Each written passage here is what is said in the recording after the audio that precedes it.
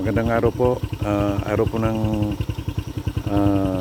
Huwebes, 28 po, August. Ito po yung programa ni CAP na tree planting po sa may tabing lake, no?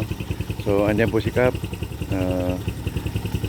Johan Sinarimbo at si Jetro Sito, yung kanyang sekretary. Ito po yung ating mga teacher dito sa Dato Binasing na nagbo-volunteer na magtanim ng mga trees, no? So yan po sila. Tuloy po kayo ma'am. No, kuhanan po natin ng video para po may upload natin sa Facebook. So ito po yung mga high school student na nagbo-volunteer kasama yung kanilang mga teacher na para po sa ikakaganda ng ating kapaligiran, no? Ayun. So yan po sila. Siguro ang dami na dito ay nasa mga almost 100 na nag-volunteer mag-planting trees. So yan po si ma'am. Yan, good morning ma'am.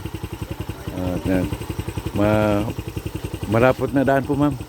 Umulan kasi. So pagka hindi umulan, matigas dito yung daanan dito. Lagi po ako dumadaan dito. Araw-araw nagpupunta ko dito sa may ating poultry. So dito po yung ating daan. Sa kanuno kita, direksyon mo niya ba?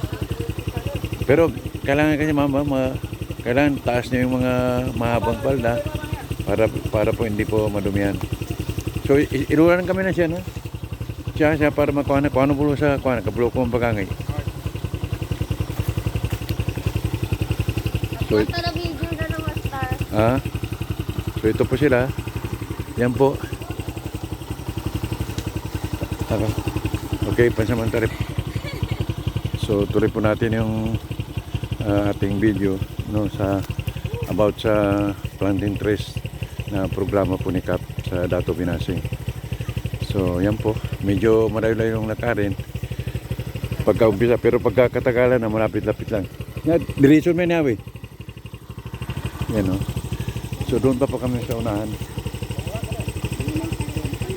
Kapag kaya niya ba, diretso ka na?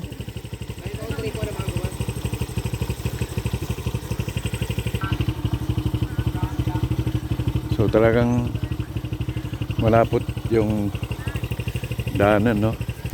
Umulan kasi kagabi, kaya medyo nag-start po yung ulan last Friday. So malapot po yung daan dito.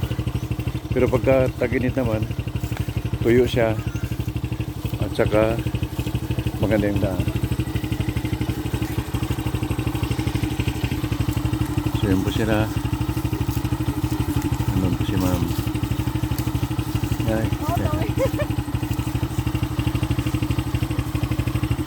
So, kasama rin ako sa nag-video. Ako po yung gumawa ng video. So yan po. Susundan natin sila dahil medyo nila yung daan.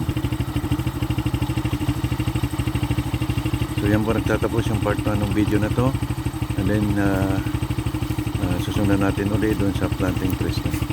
Maraming salamat at huwag mo kalimutan mag-like and share sa ating video.